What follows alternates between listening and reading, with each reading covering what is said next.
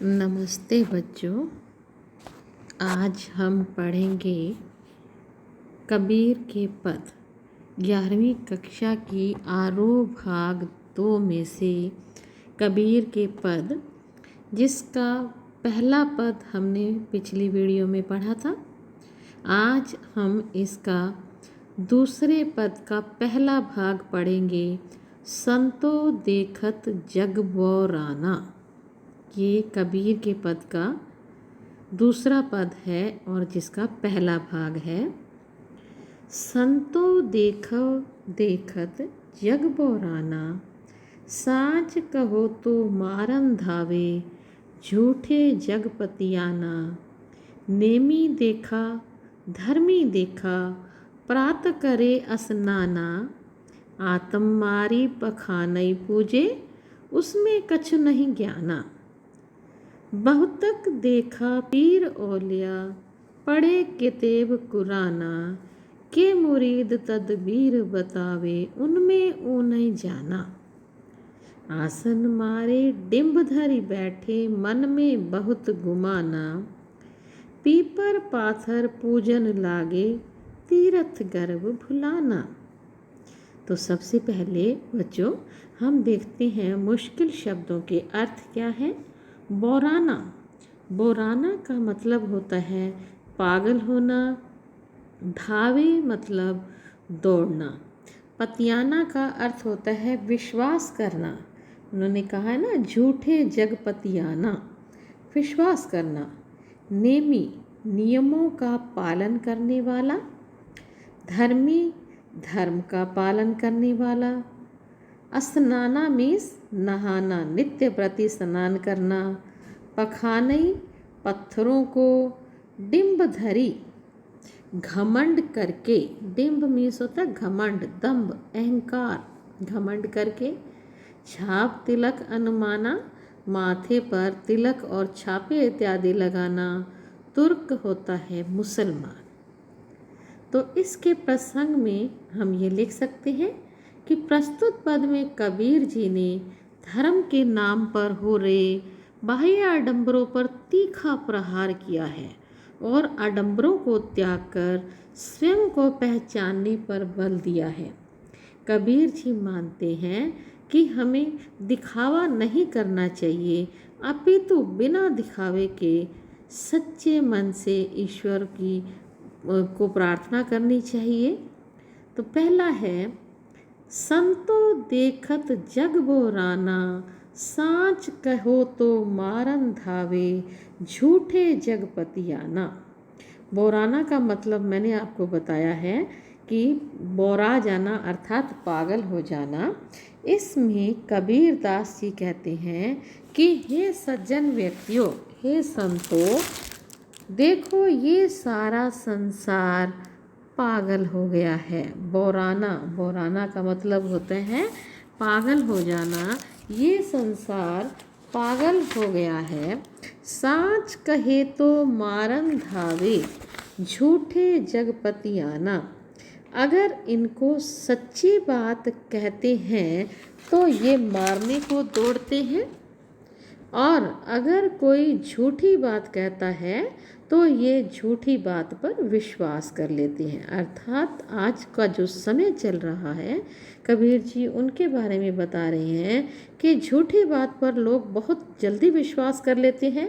यदि कोई व्यक्ति सच बोलता है तो उसके चारों तरफ उसके लोग खिलाफ हो जाते हैं।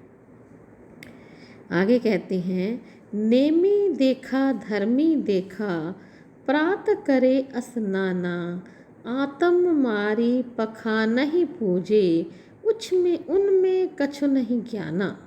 नेमी देखा, नियम का पालन करने वाला, धर्म का पालन करने वाला, जो सुबह सुबह उठते हैं, सूर्योदय होने पर उठ जाते हैं, तो वो कहते हैं कि मैंने बहुत सारे नियमों का पालन करने वाले देखे हैं और धर्म का पालन करने वाले देखे हैं, जो नित्य प्रातः उठकर नदियों पर स्नान करने के लिए जाते हैं और फिर उसके पश्चात अपना धर्म का पालन करते हैं, अपना जो नियम है उसके अनुसार, जैसे सूर्य को जल देना इत्यादि, ये सब करते हैं। नेमी देखा धर्मी देखा, प्रातः करे स्नाना, आत्म मारे पखान ही पूजे। अपनी आत्मा को मारकर पत्थरों की पूजा करते हैं। अपनी आत्मा को मारकर यानी अपनी आत्मा की बात को नहीं सुनते हैं और पत्थरों की पूजा करते हैं। उनमें कछु नहीं ज्ञाना, वास्तव में उनमें कोई ज्ञान नहीं होता। उनकी आत्मा उन्हें कितना भी कहती रहे कि ये सब गलत है या झूठ है, वो दूसरों को दिखाने के लिए सब नियमों और धर्मों का पालन करते हैं। वास्तव में उन्हें कोई ज्ञान नहीं होता है। बहुतक देखा पीर औलिया, पढ़े किताब कुराना, के मुरीद तदबीर बतावे, उनमें ऊँ जो ज्ञाना। कबीर दासी कहते हैं कि मैंने बहुत सारे पीर पैगंबर औलिया यानी कि जो मुसलमानों के पूजा करने वाले पुजारी होते हैं, पीर पैगंबर इत्यादि होते हैं, उनको देखा है। बहुत सारे ऐसे हैं जो बाह्य आडंबर करते हुए कुरान इत्यादि पुस्तकों को पढ़ते रहते हैं, ग्रंथों को पढ़ते रहते हैं। उनको मैंने देखा है। के मुरीद तदबीर बतावे, वे अपने शिष्य को, मुरीद में होता है शिष्य, वे अपने मुरीद यानी कि अपने शिष्य को क्या उपाय बताएंगे। तदबीर में होता है क्या उपाय बताएंगे। उनमें ऊ नहीं ज्ञाना, जबकि उनमें स्वयं ही कोई ज्ञान नहीं है, तो वे अपने शिष्यों को कौन सा ज्ञान देंगे, क्या उपाय बताएंगे उन्हें मोक्ष प्राप्त करने का। कबीर दास जी कहते हैं कि आसन मारी डिम्ब धरी बैठे, मन में बहुत गुमाना, पीपर पाथर पूजन लागे, तीर्थ गर्भ बुलाना। कबीर दास जी जो ढोंगी लोग होते हैं उन पे भी बहुत चोट करते हैं कि जो दूसरों को दिखाने के लिए ढोंग इत्यादि करते हैं। कहते हैं कि आसन मारी, आसन जमा कर बैठ जाती हैं, डिम्ब धरी, और डिम्ब धरी, डिम्ब मीन्स होता है घमंड, घमंड को अपने धारण कर लेते हैं। आसन मारकर अपने आप को बहुत बड़ा संत महात्मा घोषित करते हुए बैठ जाते हैं, और ऐसा करते हुए उनके मन में बहुत ज़्यादा अहंकार आ जाता है। मन में बहुत गुमाना, पीपर पाथर पूजन लागे, तीर्थ गर्भ बुलाना। वो लोग क्या करते हैं, पीपल इत्यादि वृक्षों की और पत्थरों की पूजा करने लगते हैं। तीर्थ गर्भ भुलाना, तीर्थों की यात्राएं करते हैं, और इसमें वो जो है वो घमंड में ऐसा करते हुए वो घमंड में भर जाते हैं कि हमसे ऊपर तो कोई भक्त हो ही नहीं सकता, हम सबसे बड़े भक्त हैं। ऐसा करते हुए वो घमंड से भरपूर हो जाते हैं। तो हम अब इन पदों का विश्लेषण देखते हैं। इस पद में कबीर जी का अक्खड़ फक्कड़ और समाज सुधारक रूप प्रकट हुआ है।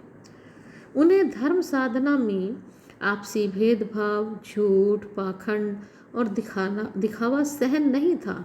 वे ढोंगी लोगों को फटकार लगाते हैं और उनकी पोल खोलते हैं। कबीर दास ने उन लोगों को ही संबोधित करते हुए कहा कि देखो, ये सारा संसार पागल हो गया है। सच्ची बात कहो तो मारने को दौड़ते हैं, झूठी कहो तो विश्वास कर लेते हैं। धार्मिक का पाखंडों का भी उन्होंने विरोध किया है। कहते हैं कि मैंने नियमों का और धर्मों का कठोरता से पालन करते हुए बहुत सारे लोग देखे हैं। वे प्रातः उठकर स्नान करते हैं, बाह्य आडंबर करते हैं, दिखावे करते हैं। ऐसा करते हुए अपनी आत्मा को मार डाल देते हैं, अर्थात अपने अंदर बैठे हुए ईश्वर को नहीं पहचान पाते और पत्थरों को भगवान मानकर उनकी पूजा करते हैं। उनका ऐसा ज्ञान बेकार है। कबीर दास जी कहते हैं कि मैंने बहुत से पीर पैगंबर देखी हैं जो कुरान इत्यादि किताबें पढ़ते हैं। वे पाखंडी बहुत से लोगों को अपना शिष्य बनाकर उन्हें भी पाखंड के उपाय बताते हैं उनको ईश्वर का सच्चा ज्ञान नहीं होता। अब हम देखते हैं कि इसका काव्य सौंदर्य क्या है। इसमें कबीर जी की भाषा सघधोकड़ी है, इसे खिचड़ी भाषा भी कहा जाता है, अर्थात मिली जुली भाषा। इस पद में भाषा अत्यंत प्रचंड और स्पष्ट है। कबीर जी की व्यंग्य की पैनी धार नज़र आती है। उन्होंने आडंबर करने वालों पर व्यंग्य किया है। अनुप्रास अलंकार, पीपर पाथर पूजन, सहित सिखे सब, केती कहो कहा, मंत्र देत फिरत सहज समाना, इन सब में अनुप्रास अलंकार है। पूरे ही पद में अंत अनुप्रास अलंकार है। लरी लरी घर घर पुनरुक्ति प्रकाश है। संबोधन शैली, इसकी संबोधन शैली और व्यंग्यात्मक शैली है। भक्ति रस का प्रयोग किया गया है और प्रसाद गुण का प्रयोग किया गया है। तो बच्चों, ये था कबीर दास जी की पद का दूसरा भाग, संतो देखत जग बोराना। इसे आप दोबारा से पढ़कर और इसके छोटे प्रश्न उत्तर अपनी उत्तर पुस्तिका में लिखिए और फिर हम पढ़ेंगे इसका अगला भाग। धन्यवाद।